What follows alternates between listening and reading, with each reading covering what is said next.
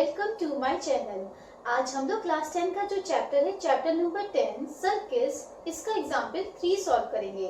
Example 3 में क्या given है? PQ is a chord of length 8 cm of a circle of radius 5 cm. The tangents at P and Q intersect at a point T. Find the length TP. Okay? तो यहाँ पे हम लोग को ये सर्किल गिवन है जिसका centre यहाँ पे O है, ठीक है। और PQ हम लोग को इस सर्किल की कॉर्ड गिवन है, तो इस कॉर्ड की लेंथ यहाँ पे 8 सेंटीमीटर दी गई है और साथ में ही ये जो PO जो रेडियस है इस सर्किल की, ये हम लोग को 5 सेंटीमीटर की गिवन है, ओके। और जो टेंजेंट्स ड्रॉ करी गई है P और Q पॉइंट से, वो इंटरसेक्ट करती हैं at the point T, okay. तो हम लोग को डिस्टेंस ये फाइंड करनी है, यानी कि लेंथ फाइंड करनी है TP की। तो फर्स्टली हम लोग गिवन लिख लेते हैं।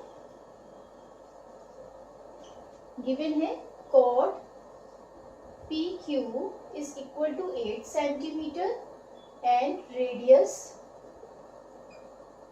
OP is equal to 5 centimeter and TQ are tangents, okay. और हम लोग को फाइंड क्या करना है? फाइंड हम लोग को करना है लेंथ TP। तो यहाँ पे लिख लेते हैं लेंथ TP। कंस्ट्रक्शन, यहाँ पे देखिए हम लोग क्या करेंगे, TO को ज्वाइन कर लेंगे। T को O पॉइंट से हमने ज्वाइन कर लिया और जो ये TO वाली जो साइड मिली है हम लोग को, ये PQ को R पॉइंट पे इंटरसेक्ट कर रही है, ठीक है। ये जो पॉइंट है हम लोग ने R मान लिया और OQ को ज्वाइन कर देते हैं, ठीक है। तो ये लिख लेते हैं कंस्ट्रक्शन में कि join TO which intersect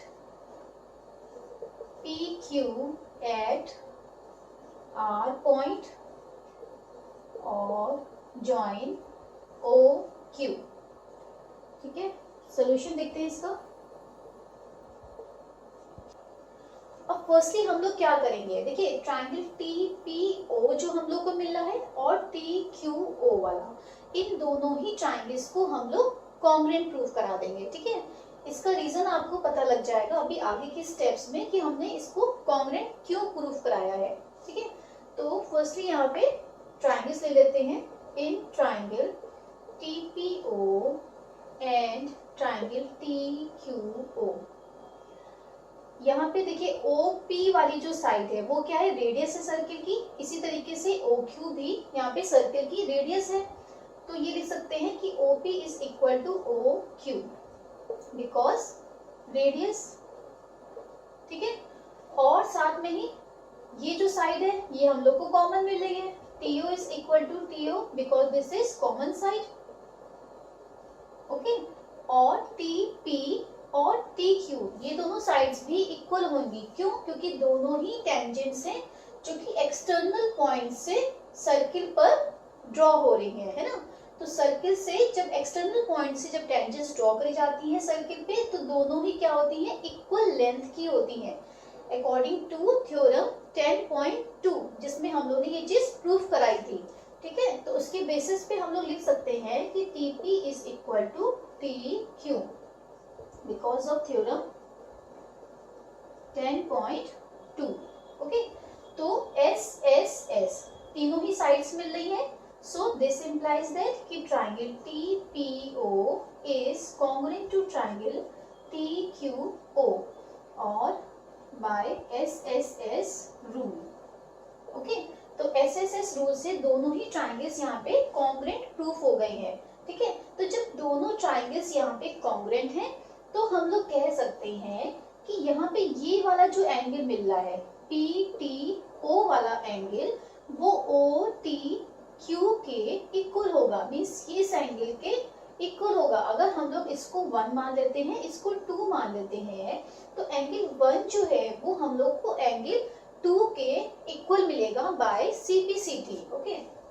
So this implies that angle 1 is equal to angle 2 because by CPCT corresponding parts of congruent triangles. Okay, अब हमने ये प्रूव करा दिया कि एंगल 1 एंगल 2 के इक्वल है. इट मीन्स हम लोग कह सकते हैं कि ये जो TR जो साइड गई है वो क्या है, इसकी एंगुलर बाइसेक्टर है. एंगल T को क्या कर रही है, ये बाइसेक्ट कर रही है. ओके, और साथ में ही देखिए अगर हम ये वाला ट्रायंगल लेते हैं TPQ वाला ट्रायंगल, इसमें ये दोनों ही टेंजेंट्स क्या है, इक्वल लेंथ की है. तो इट मीन्स ये जो TPQ वाला ट्रायंगल है वो एक आइसोसेलेस ट्रायंगल है. ठीक है, दो साइड्स हम लोग को इक्वल मिलेंगे तो आइसोसेलेस ट्रायंगल है. और आइसोसेलेस ट्रायंगल में जब ये एंगुलर बाइसेक्टर है तो इट मीन्स ये PQ साइड का क्या होगा, परपेंडिकुलर बाइसेक्टर होगा. इट मीन्स कि यहाँ पे एक तो 90 डिग्री का एंगल हम लोग को मिलेगा और साथ में ही R जो है वो मिड पॉइंट होगा PQ का. ठीक है, तो इट मीन्स PR वाली जो लेंथ है वो RQ के इक्वल होगी.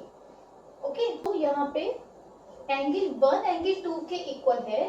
सो दिस इम्प्लाइज दैट कि TR is an angular bisector of angle T. Angle T का एंगुलर बाइसेक्टर है. और क्योंकि because TP is equal to TQ, ये हम लोग ने अभी प्रूव कराया है थ्योरम 10.2 से, प्रूव्ड अबव. तो जब दोनों साइड से इक्वल है so this implies that कि triangle TPQ is an isosceles triangle. Okay, ये एक isosceles triangle हो गया. It means TR जो होगी वो क्या होगी, perpendicular bisector होगी PQ पर. Okay, so this implies that कि TR is perpendicular bisector on PQ. Okay, तो जब ये एंगुलर बाइसेक्टर है तो इट मीन्स ये जो 8 सेंटीमीटर टोटल लेंथ है PQ की, तो इसकी हाफ कितनी हो गई, यहाँ पे 4 सेंटीमीटर की हो गई. ये PR की लेंथ भी 4 की हो गई और RQ की भी 4 सेंटीमीटर की लेंथ हो गई. तो ये चीज यहाँ पे लिख लेते हैं कि this implies that PR is equal to RQ is equal to 8/2 means 4 centimetre. Okay, अब देखिए ये वाला ट्राइंगल कौन सा, PRO वाला ट्राइंगल, इसमें ये साइड हम लोग को मिली 4 सेंटीमीटर की, ये वाली साइड हम लोग को 5 सेंटीमीटर की गिवन है, रेडियस गिवन है. और साथ में यहाँ पे एंगल 90 डिग्री का फॉर्म हो रहा है. तो इट मीन्स PRO क्या है, एक राइट एंगल ट्राइंगल है. ओके, अब यहाँ पे पाइथागोरस थ्योरम हम लोग अप्लाई करेंगे और क्या करेंगे, RO की लेंथ हम लोग फाइंड आउट कर लेते हैं. तो in triangle PRO angle PRO is equal to 90 degree. So this implies that कि h square is equal to base square plus perpendicular square because of Pythagoras theorem. Okay, तो यहाँ पे हाइपोटेन्यूज क्या है, PO वाली साइड है. ठीक है, तो PO square is equal to base क्या है, RO है, RO square plus PR square. Okay, तो PO स्क्वायर की वैल्यू क्या है, 5 square is equal to RO square plus PR यानी कि 4 का स्क्वायर. यहाँ से RO स्क्वायर की वैल्यू हम लोग निकाल लेते हैं. तो 25 इसका स्क्वायर करेंगे तो आएगा, और ये 16 यहाँ पे प्लस में है, ये इधर जाएगा तो -16 हो जाएगा. फिर हम लोग क्या करेंगे, RO की वैल्यू निकालने के लिए इसका स्क्वायर रूट कर देंगे 9 यानी कि 3 सेंटीमीटर. ये किसकी लेंथ निकलेगी, RO की लेंथ हम लोग को मिली है 3 सेंटीमीटर की. ओके, अब देखिए यहाँ पे हम लोग को क्योंकि TP की लेंथ हम लोग को फाइंड करनी है, इसको हम लोग फर्स्टली x मान लेते हैं. ठीक है, और ये T पॉइंट है. ठीक है, और TR की लेंथ हम लोग यहाँ पे y एज्यूम कर लेते हैं. ओके, अब अगर ट्राइंगल लेंगे कौन सा, TPR वाला ट्राइंगल, तो ये एक हम लोग को राइट एंगल मिल रहा है यहाँ पे. तो तो इसमें भी हम लोग पाइथागोरस थ्योरम अप्लाई कर लेते हैं। तो यहाँ पे लिख लेते हैं in triangle T P R, angle T R P is equal to 90 degree. T R P ये 90 डिग्री का है, तो इसके सामने वाली साइड यानी कि टी पी क्या हो गई, हाइपोटेन्यूज हो गई। ठीक है, तो फिर हम लिख लेते हैं कि H square is equal to base square plus perpendicular square because of Pythagoras theorem. Okay, hypotenuse यहाँ पे क्या है, टी पी है, तो टी पी का square is equal to base क्या है, यहाँ पे टी आर है, तो T R square plus P R square.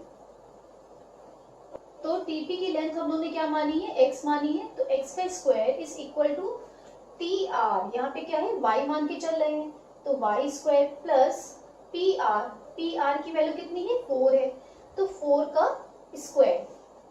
Okay, तो यहाँ से x स्क्वायर की वैल्यू क्या मिलेगी, y स्क्वायर प्लस 16। इसको हम लोग इक्वेशन नंबर 1 एज्यूम कर लेते हैं। ओके, अभी भी देखिए यहाँ पे हम लोग को x की वैल्यू नहीं मिल रही है ना, यहाँ पे y की भी वैल्यू हम लोग को पता होनी चाहिए। तो उसके लिए क्या करेंगे, देखिए यहाँ पे ट्राइंगल टी पी ओ ये वाला ट्राइंगल लेते हैं, और यहाँ पे भी जो एंगल फॉर्म होगा वो 90 डिग्री का होगा। क्यों, क्योंकि देखिए पी ओ क्या है, रेडियस है, और टी पी क्या है, टेंजेंट है। ठीक है, तो जो रेडियस होती है वो पॉइंट ऑफ कॉन्टेक्ट पे टेंजेंट के क्या होती है, परपेंडिकुलर होती है। ये हम लोग ने थ्योरम 10.1 में प्रूव कराया है। तो इस बेसिस पे हम लोग कह सकते हैं कि एंगल टी पी ओ जो है वो क्या है, राइट एंगल है। ओके, तो यहाँ पे हम लोग लिख सकते हैं because angle T P O is equal to 90 degree, और इसका रीजन क्या हो गया, थ्योरम 10.1। तो अब हम लोग ट्राइंगल लेंगे टी पी ओ वाला ट्राइंगल, यहाँ पे हम लोग 90 डिग्री मिल रहा है, तो यहाँ पे भी इस वाले ट्राइंगल में भी हम लोग पाइथागोरस थ्योरम अप्लाई कर सकते हैं। तो in triangle T P O, angle T P O is equal to 90 degree. Okay, तो H square is equal to क्या होता है, base square plus perpendicular square because of Pythagoras theorem. ठीक है, तो h क्या है यहाँ पे, 90 डिग्री के सामने वाली साइड h हो गई, तो ये तो y है, TO की पूरी लेंथ यहाँ पे हाइपोटेन्यूज है, मींस y प्लस 3। ओके, तो y प्लस 3 का whole square is equal to क्या हो जाएगा, बेस यहाँ पे कुछ भी ले लीजिए आप, TP ले लीजिए, चाहे तो PO ले लीजिए। ठीक है, तो TP square plus perpendicular PO square, इसको ओपन करते हैं a plus B whole square से, तो y square plus 9 plus 6y is equal to TP square, means x square plus PO square, यानी कि क्या हो जाएगा, 5 का स्क्वायर हो जाएगा। ठीक है, तो y square plus 9 plus 6y is equal to x square plus 25। यहाँ से हम लोग फिर से एक्स स्क्वायर की ही वैल्यू निकाल लेते हैं, तो ये प्लस 25 है, इधर आएगा तो माइनस में चेंज हो जाएगा, तो y square plus 9 plus 6y minus 25 is equal to x square. So this implies that x square is equal to क्या हो जाएगा, y स्क्वायर प्लस 6y, और ये 9 है, प्लस 9 है और माइनस 25, इनको सॉल्व करेंगे तो माइनस 16। ठीक है, ये हो गई इक्वेशन नंबर 2। अब देखिए इक्वेशन 1 और इक्वेशन 2 जो फॉर्म हो रही है, इन दोनों में ही हम लोग को LHS इक्वल मिल रहा है। ठीक है, दोनों ही एक्स स्क्वायर की वैल्यू है, तो हम लोग क्या करेंगे, RHS को इक्वल कर देते हैं। तो from equation 1 and 2, y square plus 16 is equal to y square plus 6y minus 16। Okay, ये y स्क्वायर कैंसिल हो गया, तो हम लोग को क्या मिलेगा, 6y, और ये माइनस 16 है तो इधर जाएगा तो प्लस 16 में कन्वर्ट हो जाएगा, यानी कि 6y is equal to 32। Okay, या 6 square is equal to 16 plus 16, so this implies that कि y इज इक्वल टू 32/6, यानी कि 16/3। y की वैल्यू हम लोग को क्या मिली, 16/3 सेंटीमीटर। अब ये y की वैल्यू हम लोग क्या करेंगे, इक्वेशन 1 में पुट कर देंगे तो x की वैल्यू मिल जाएगी। तो यहाँ पे लिख लेते हैं putting value of y in equation 1। Okay, तो इक्वेशन 1 क्या थी, x square is equal to y square plus 16, ये इक्वेशन थी। तो x square is equal to y की वैल्यू 16/3 का होल स्क्वायर प्लस 16। तो x square is equal to 256/9 plus 16। ठीक है, तो x square is equal to 256/9 plus, अब इसको डिनोमिनेटर जब सेम करेंगे तो 9 इधर मल्टीप्लाई हो जाएगा, तो यहाँ पे वैल्यू क्या आ जाएगी 144/9। ठीक है, इन दोनों को ऐड कर लेंगे तो 400/9, और जब x की वैल्यू फाइंड करेंगे तो इसका क्या हो जाएगा, स्क्वायर रूट हो जाएगा, मीन्स 20/3 सेंटीमीटर। ये किसकी वैल्यू हम लोग को मिली है, TP की। ठीक है, so this is our answer. I hope example आपको समझ में आया होगा। अगर मेरी वीडियो पसंद आई है तो प्लीज इसको लाइक और सब्सक्राइब करना मत भूलिएगा। See you in the next video, till then bye bye.